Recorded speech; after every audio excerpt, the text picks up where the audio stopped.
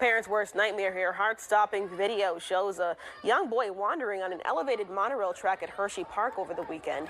The crowd beginning to shout, heard them shouting at the child below to hopefully direct them to safety.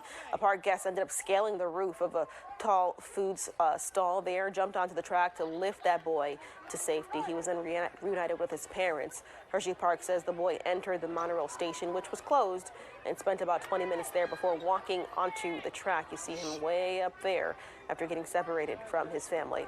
And the park did release a statement saying they were grateful for the vigilance of the guests of the park and the swift response of our team. And it goes on to say, we remain committed to maintaining the highest levels of guest safety. A reminder this morning that water rates are going up for customers in Philadelphia starting today. The independent board that sets the rates for Philadelphia water says the typical residential bills will increase nearly 9.5% on September 1st, so today. That means that the typical bill will be about $89 a month, and then next year, September 2026, it'll go up another 5.5% to more than $94 a month. Officials say the rate hike will help maintain existing service levels and help fund investments in infrastructure. All right, good stuff. Thanks so much, Drew. Just about 5:34 on your Monday. SEPTA has put a pause on all scheduled service cuts and fare increases. Hank is live in Center City with more. And Hank, this has been something that folks have been waiting on to see what happens next. It just continues with all the questions of the future. Right, and Shane, I'll try to make it simple for you. What this means is that cuts, service cuts, fare hikes, things that have gone into place already, stay in place already. Things that would have gone into place today, September 1st, are on hold, at least until next Thursday.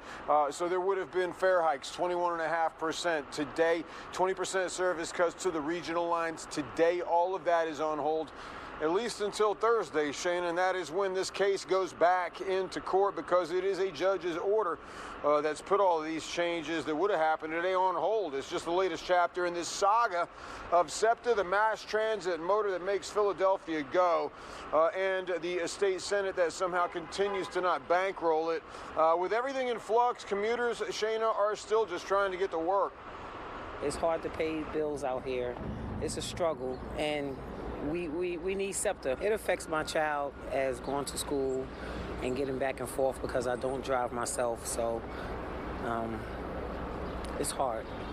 I had to get it renewed. That's $495. Then when I asked for monthlies, I thought it was going to be $116. She said $96. I said, okay. She didn't say nothing else about it. So you were pleasantly surprised that it didn't go up? Yeah, keep money in your pocket. You'd be happy to do anything. Yeah, right. Now, the reprieve, Shayna, however short that it may be, is good news for any commuter that doesn't want to pay more. The hearing on Thursday is more about whether SEPTA will use $300 million in maintenance money that it does have. Maintenance money that SEPTA has insisted must remain for that, since it has one of the oldest fleets in the country, and cars need to either be repaired or replaced, but they can't be left to stand pat. And Shayna, more news to come on Thursday when we will see which way the judge rules. They may come with some other option we haven't foreseen yet, but the real fear is January 1st. That'd be the day that you wind up with 9 o'clock curfews all the way across the board. You'd also get 5 regional rail lines completely cut. That would be January 1st. Seems like a ways away, but if nothing changes, that'll be what happens on New Year's. Shayna. All right, this debacle continues. All right, Hank, thanks so much. 5:36.